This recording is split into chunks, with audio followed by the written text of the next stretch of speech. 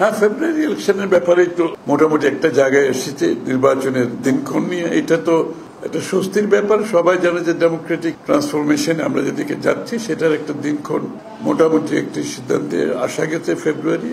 এটা সকলের জন্য স্বস্তি, শুধু বাংলাদেশের ভিতরে তো না, বাংলাদেশে যারা পার্টনার আছে বিদেশে, আমেরিকা সহ সবার জন্য একটা স্বস্তি। কারণ সবাই তো একটা এইসব ব্যাপারে একটা কর্ম পরিকল্পনা থাকে, একটা পরিকল্পনা থাকে আগামী দিনগুলোতে তারা কিভাবে কাজ করবে। সুতরাং নির্বাচনের দিনক্ষণ ঠিক হওয়াটা সকলের জন্য সিদ্ধান্ত নিতে, তাদের ভবিষ্যৎ কর্মপন্থা কি হবে, কর্মকাণ্ড কি হবে, সেই সিদ্ধান্ত নিতে এটা অনেক সহজ হয়ে যায়।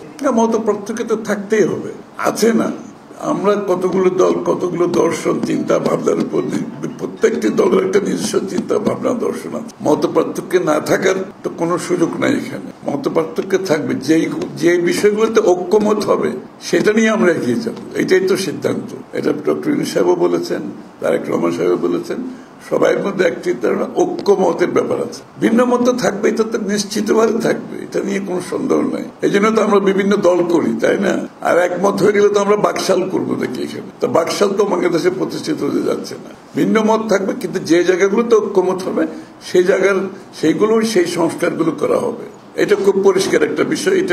এটা নিয়ে কনফিউশন থাকার কোনো কারণ নেই।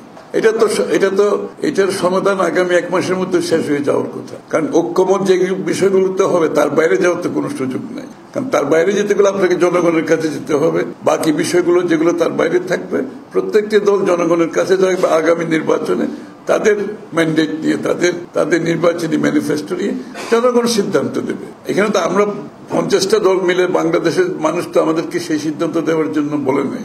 আমরা যে ঐক্যমত হলে ঠিক আছে, তার বাইরে যদি কিছু হয় সেটা জনগণের কাছে নিয়ে যেতে হবে আগামী নির্বাচনে।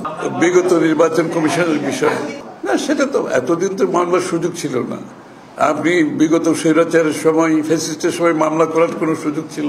এতদিন পরে আমরা তো এই যে বিরোধী দলের লোকজন বেল পাচ্ছে কেন, এতদিন পরে মামলাগুলো খালাস হচ্ছে কেন? এগুলো মিথ্যা মামলা ছিল এবং এই মামলাগুলো করার সুযোগ ছিল না বোধহয় এখন মামলা করবে, এটা তো খুবই স্বাভাবিক।